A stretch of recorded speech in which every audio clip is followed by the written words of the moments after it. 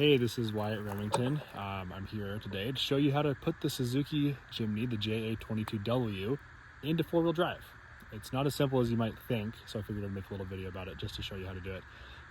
When we first got it, it was stuck in 4-high and we could not figure out how to get it out.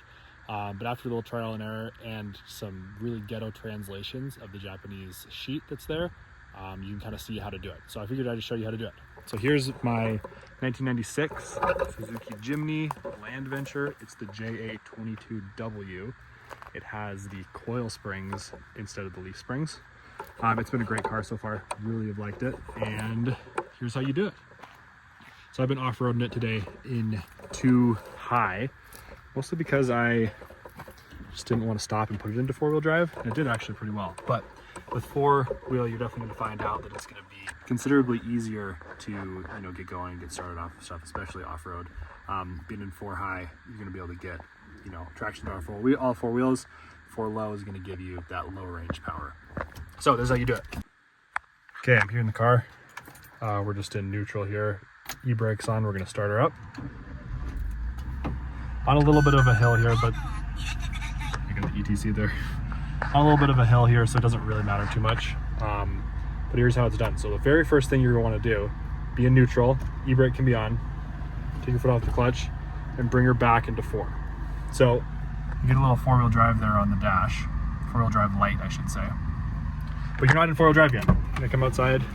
This is the same with all old 4-wheel drives. You got to lock the hub. So you see there it says free and lock. Spin that to lock. Spin that to lock. We'll get back inside and we're actually in 4-wheel drive then.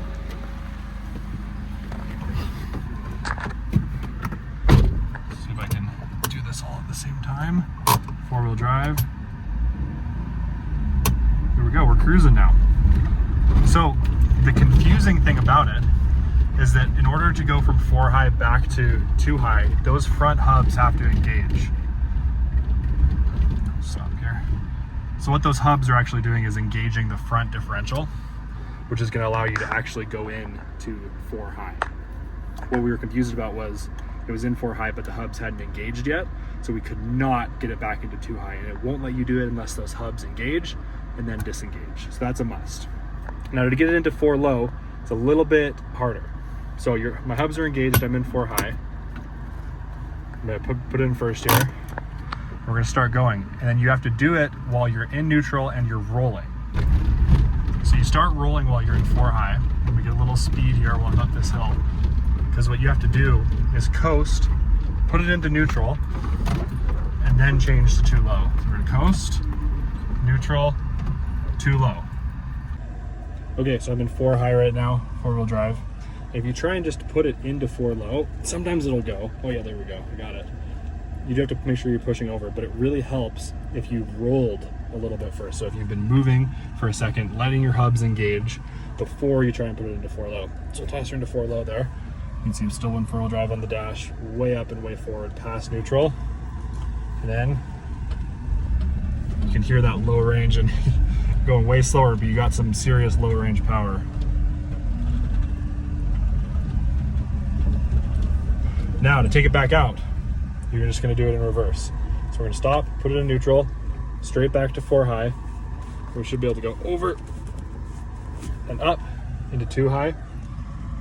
4-wheel drive's off. Put that e-brake on for a second. And then the last step is you got to make sure that you disconnect these hubs. Trying from lock to free on both sides. Okay, I hope that video was helpful. It's definitely not as straightforward as you would think it would be, but really just playing around with it, making sure you're trying different things between rolling and not rolling, engaging the hubs, disengaging them, can get you back and forth into all those three gears: 2-high, 4-high, and 4-low. You really got to make sure that those hubs engage before you're trying to go back and forth between gears in the transfer case. It just allows you to be able to make sure that all the systems have engaged that allow you to go through it. Let me know what you thought, and this car's for sale. Go check it out on our website.